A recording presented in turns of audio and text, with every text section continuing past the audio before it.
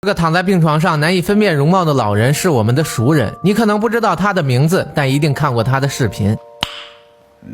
因为这个片段，人们喜欢叫他 Nice 爷爷。他的真名叫做迈克尔·罗森，是英国著名的儿童文学作家。76岁的他出版了将近200本童话作品。最著名的 Nice 片段就出自他的读诗视频 Hot Food。他用笑容把欢乐带给了世界，但笑容的背后却是他悲惨到让人心疼的遭遇。Nice 爷爷出生在一户清贫的犹太家庭。他在出生时，隔壁教堂突然起火，所有的东西都被烧毁。他在学生时代接连2次被捕入狱，一次是因为反对战争，而另一次是反对种族主义。举世皆浊的世界，干净的人就是罪人。大学毕业后，他顺利进入 BBC 实习，成为了当时最有前途的实习生。结果没过多久，他就被解雇，不是因为他的能力不够，而是因为他经常反对 BBC 输出的内容。失业后， Nice 爷爷把全部的精力投入到了儿童文学创作，写出了很多优秀的作品。他本应在创作中度过幸福安稳的余生，但命运却和他开了一个更大的玩笑。1999年，他最疼爱的二儿子艾迪因为脑膜炎在睡梦中去世，年仅18岁。当他发现的时候，艾迪早已停止了呼吸。这对曾经亲密无间的父子，甚至连一句道别都没来得及说。中年丧子的打击让罗森陷入巨大的悲痛之中。他会在洗澡时无缘无故的大叫，也常常会把勺子狠狠砸向桌面。5年之后，他把所有的脆弱和悲痛融进作品，创作了全世界最独特的绘本《伤心书》。书中的文字让人心酸破防，我的心里藏着一块伤心地。其实我很伤心，却假装快乐，因为我害怕露出伤心的样子，大家会不喜欢。后来，他逐渐走出阴影，更积极地给孩子们分享故事。但命运并没有因此放过他。去年，罗森爷爷感染了新冠，在重症监护室7周，有6周的时间要靠呼吸机维持生命。他的视力、听力严重受损，甚至在康复病房花了3周的时间才重新学会走路。即便如此，他还不忘调侃自己，像小时候一样重新学走路，反而让我变年轻了。出院后，他拖着虚弱的身体，用创作和表演分享了自己感染新冠的经历，用幽默的方式提醒着人们不要辜负生命。世界以痛吻他，他却报之以歌。他小时候曾和家人居住在工地的垃圾站旁，环境很差，但他并不在意，甚至把垃圾场当成游乐园。这种乐观的精神伴随了他一生。他这一生缺少光，但他却把自己变成了光，照亮了全世界。